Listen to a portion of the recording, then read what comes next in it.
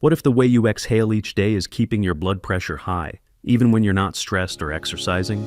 Welcome to Dr. Mercola's Cellular Wisdom. Stay informed with quick, easy-to-listen summaries of our latest articles, perfect for when you're on the go. No reading required. Subscribe for free at mercola.com for the latest health insights. Hello, and welcome to Dr. Mercola's Cellular Wisdom. I'm Ethan Foster, and today we're examining how everyday breathing habits can raise or lower your baseline blood pressure by activating or quieting the neural circuits that tighten your blood vessels. I'm Alara Sky. You're going to hear why forceful abdominal exhalations trigger a brainstem circuit that elevates pressure, why slow nasal breathing with a passive exhale does the opposite, and how long-term high readings reshape your brain over time. Let's start with the mechanism. Researchers pinpointed a small brainstem region, the lateral parafacial area, that drives forced exhalation. When this circuit switches on, sympathetic nerve activity spikes, your vessels constrict, heart rate rises, and blood pressure climbs, even if you're not moving or under emotional strain. They tested it by artificially activating those neurons. The result was immediate. Forced abdominal exhalations paired with a surge in sympathetic output and a simultaneous rise in blood pressure. This shows that breathing mechanics alone can push your pressure higher when your abdominal muscles power the outbreath. Now, compare that to passive breathing. During relaxed respiration, the exhale requires no muscular push. Air leaves as your lungs recoil. In that passive state, the blood pressure-raising circuit stays quiet.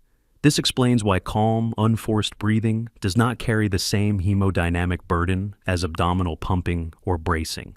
There was a second key finding. When the researchers silenced this brainstem circuit, blood pressure normalized. That means many cases aren't simply locked in by damaged arteries. They're maintained by modifiable nerve signals that you influence every time you breathe. A trigger lives in your neck as well. Oxygen-sensing cells near the carotid arteries monitor oxygen levels. When oxygen dips during sleep apnea or shallow breathing, these sensors signal the brainstem region that drives forced exhalation. The same signal tightens blood vessels and elevates pressure, linking breathing effort to vascular tone. This also clarifies why certain practices work against you. Repeated hard exhale drills, coughing-like breathing, or daily abdominal bracing keep that circuit active. Every repetition produces another vascular constriction and another pressure surge. Over weeks and months, those surges accumulate. Let's talk about the stakes. Long-term high blood pressure reduces blood flow to your brain and shrinks regions you rely on for memory, focus, and decision-making. When researchers looked at cumulative exposure over about 15 years, higher totals correlated with smaller total brain and gray matter volumes and lower cognitive test scores. Those changes weren't random. The frontal and temporal lobes and the hippocampus showed consistent volume loss as cumulative pressure increased. These areas govern planning, attention, learning, and the formation of new memories. Lower cerebral blood flow added to the harm and helped explain the cognitive decline. The biological pattern was clear. Sustained pressure injures small vessels, disrupts the blood-brain barrier, and fuels inflammatory responses. Over time, reduced oxygen delivery and oxidative stress degrade neuron signaling and lead to gray matter thinning. Single office readings miss this trajectory. What matters is the pressure you carry day after day. If cumulative exposure is the risk, daily breathing is an accessible lever. Blood pressure control depends on the signals you send through your nervous system hour by hour, not just on occasional measurements.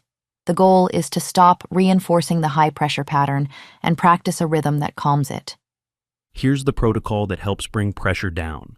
First, slow your breathing to about 6 breaths per minute, roughly 5 seconds in and 5 seconds out, for 10 to 15 minutes. If that feels difficult, start with 4 seconds in and 4 seconds out and build gradually. The point is a steady, easy rhythm. Second, let the exhale happen without pushing. Keep your abdomen relaxed. Avoid bracing or pumping. Forced exhalation activates the circuit that tightens vessels. A passive exhale keeps it quiet. You'll notice a gentle deflation without abdominal effort. If you feel yourself pushing, ease off and reset. Third, breathe through your nose with your mouth closed. Nasal airflow steadies the breath and reduces stimulation of the oxygen-sensing pathway tied to pressure spikes. Keep your jaw loose, shoulders relaxed, and let your lower ribs expand comfortably on the inhale. Fourth, avoid breathing practices built on hard abdominal effort. Aggressive breath work that relies on repeated forceful exhales amplifies pressure-raising signals. Removing these drills from your routine eliminates a daily trigger. Fifth, practice once or twice daily and observe the response. Morning and later day sessions work well. Notice simple cues, warmer hands, a calmer pulse, clearer thinking. Each session reinforces that pressure responds to nervous system calm rather than force. There's an important context for all of this.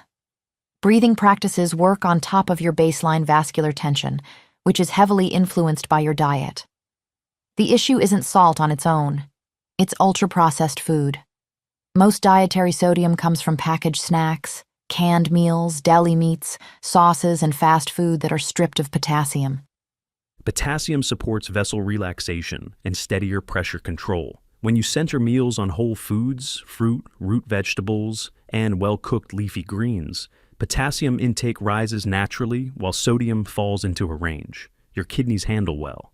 That mineral balance lowers baseline vessel tension, so the same breathing routine has a stronger effect. Zoom out and the picture is straightforward. Forceful abdominal exhalations repeatedly trigger a brainstem circuit that tightens your vessels and raises pressure. Slow, nasal, passive breathing quiets those signals. Over years, keeping pressure lower more consistently protects brain volume, preserves blood flow, and supports clearer thinking. You can apply this during daily stress, stuck in traffic, before a tough conversation, or while scanning a crowded inbox. Take 3 to 5 slow, nasal, passive breaths. Each mini-session interrupts the reflex to brace and helps prevent a spike that would otherwise add to your cumulative load. If you practice regularly, you're not chasing a single reading, you're retraining a pattern. That is why short-term fixes often fail. What succeeds is a daily rhythm that keeps sympathetic drive in check and prevents repeated vessel constriction from becoming your default. Here's today's challenge. For the next 7 days, complete one 10 to 15-minute session of slow nasal breathing with a passive exhale and replace one processed snack or meal with fruit, root vegetables, or well-cooked leafy greens. Track how you feel after each session. Warmth in your hands, a steadier pulse, clearer focus, and continue what produces the most noticeable calm. Thank you for watching Dr. Mercola's Cellular Wisdom. We'll see you on the next episode. Thanks for watching. Subscribe now and click the notification bell so you never miss an update. See you in the next video.